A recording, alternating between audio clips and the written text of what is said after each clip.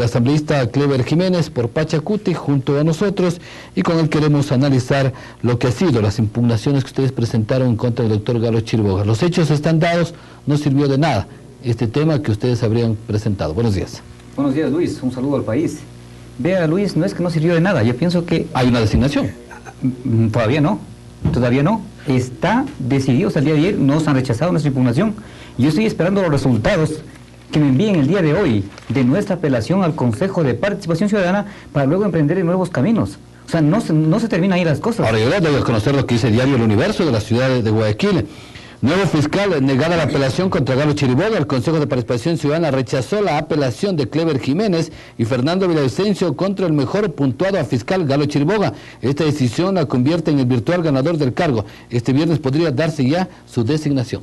Luis y ecuatorianos, en todo el proceso de selección del fiscal se transgredió la ley, el reglamento y la constitución. Se violó el debido proceso.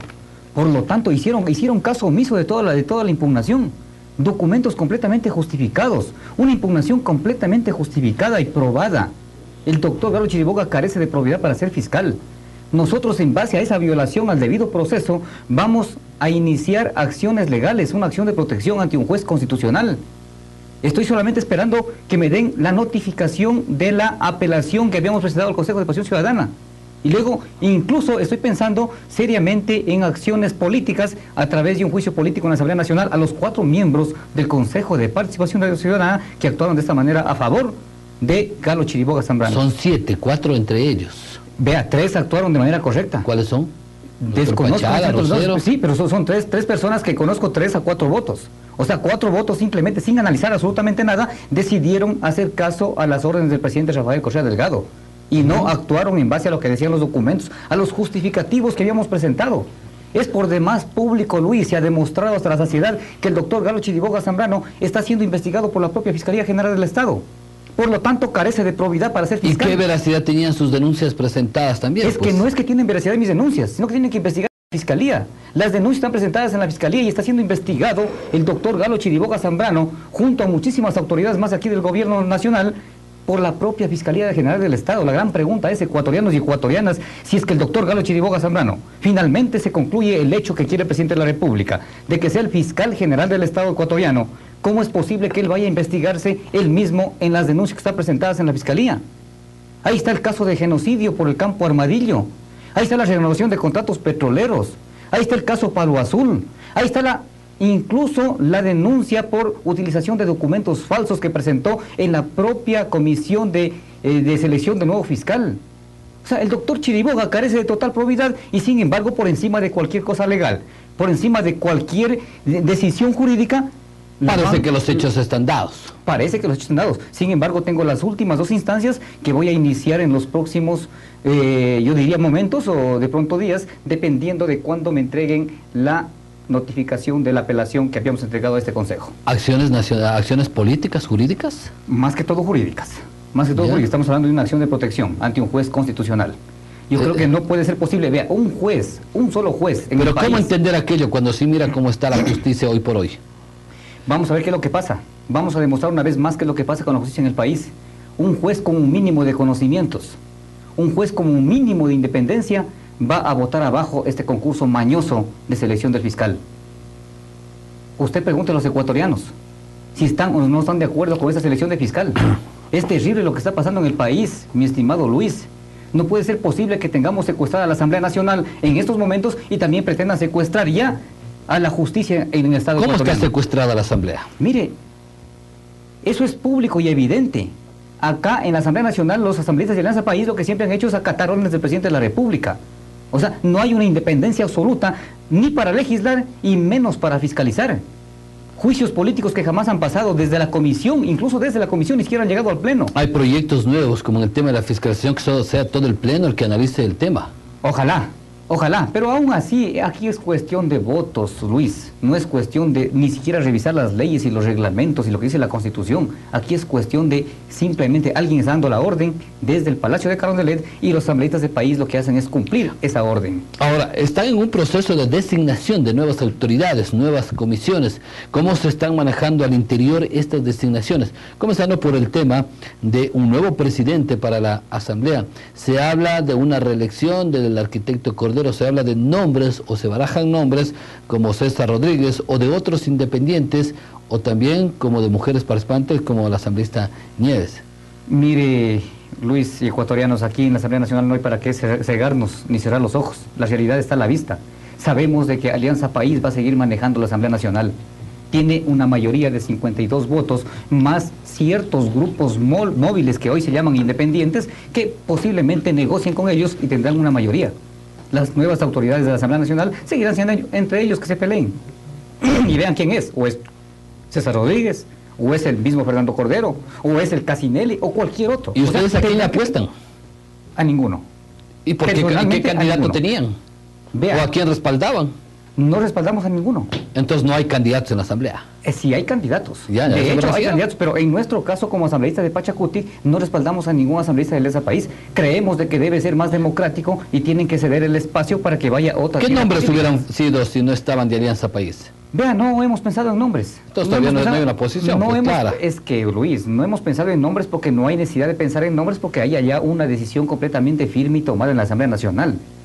O sea, ¿para qué vamos a pensar en nombres si ya en la Asamblea Nacional las cosas están dadas? Sabemos que hay independientes móviles que van a vender por cualquier cosa su voto. Y finalmente tendrán teniendo la mayoría el gobierno nacional como siempre sucedió en la Asamblea Nacional. ¿Para qué estamos pensando en nombres? Entonces están pensando en comisiones. Ni siquiera en comisiones. Cambiar no hemos tenido interés en otras comisiones. Mire, Luis, no hemos tenido, en 2 años que han pasado, no hemos tenido ninguna presidencia, ni siquiera una vicepresidencia, ninguna comisión, en nuestro caso, como asambleístas de Pachacuti.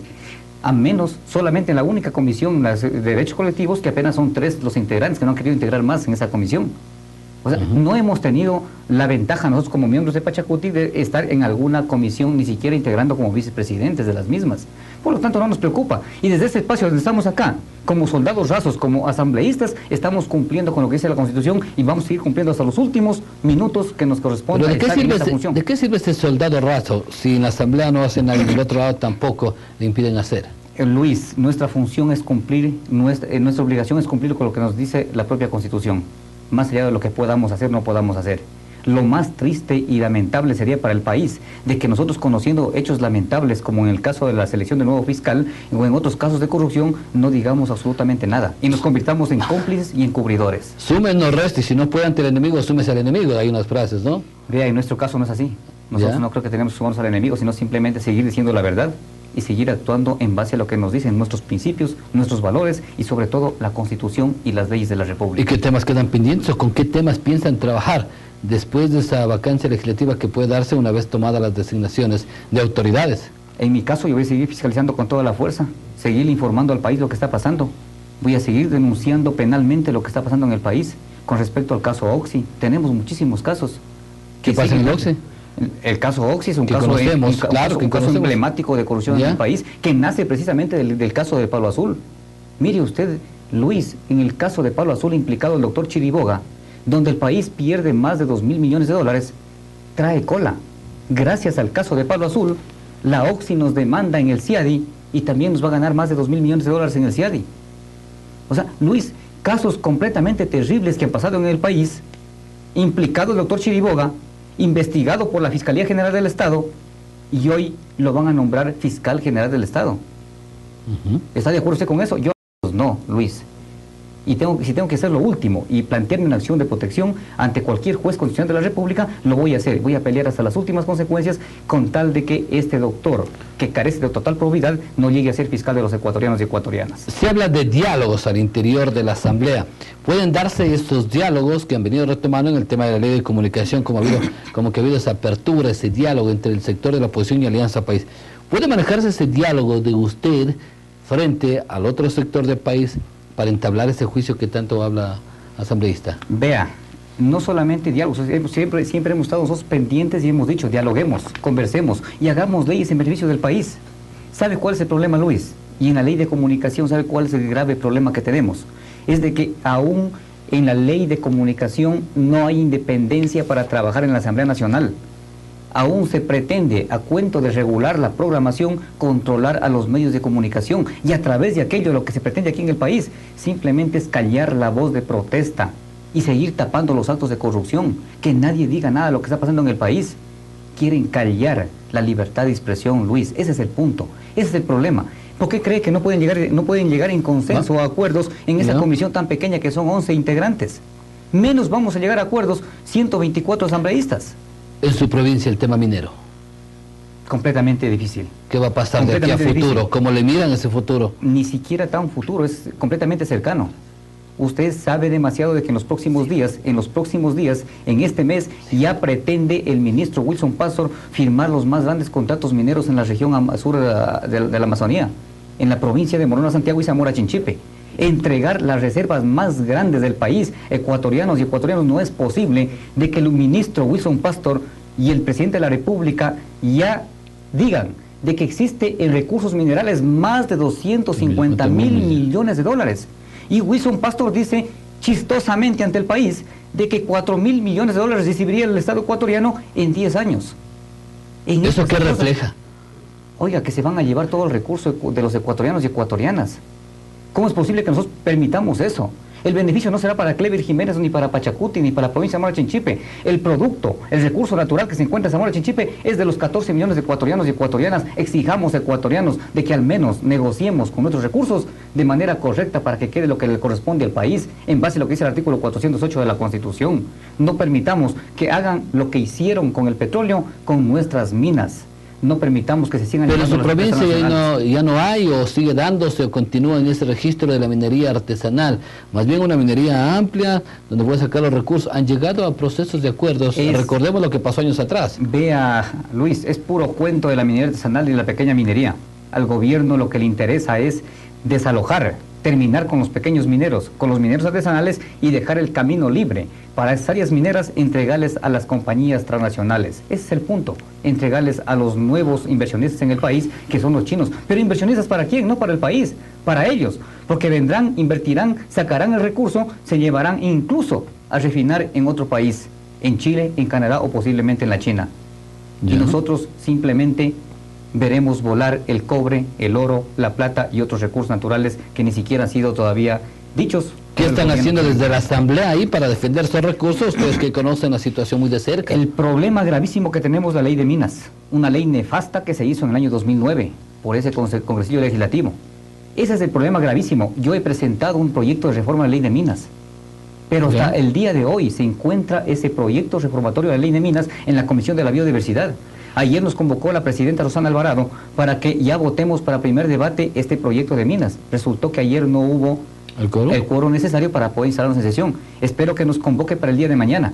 Pero lo triste de todo esto es de que ya en días anteriores llegó el viceministro de Minas a pedirle a la comisión de que se archive el proyecto, porque el proyecto se va en contra de lo que está trabajando el gobierno, en contra de los grandes proyectos que ya tiene para emprender el gobierno nacional. O sea, no están pensando en el país, no están pensando en la patria, están pensando en los proyectos que hoy tiene este gobierno para poder sacar algún recurso y poder seguir manteniendo y seguir insultando a los ecuatorianos y ecuatorianas. Y continuamos mirando una asamblea dividida. Terrible, terrible, porque no podemos ponernos de acuerdo por los grandes problemas que tiene la patria ecuatoriana.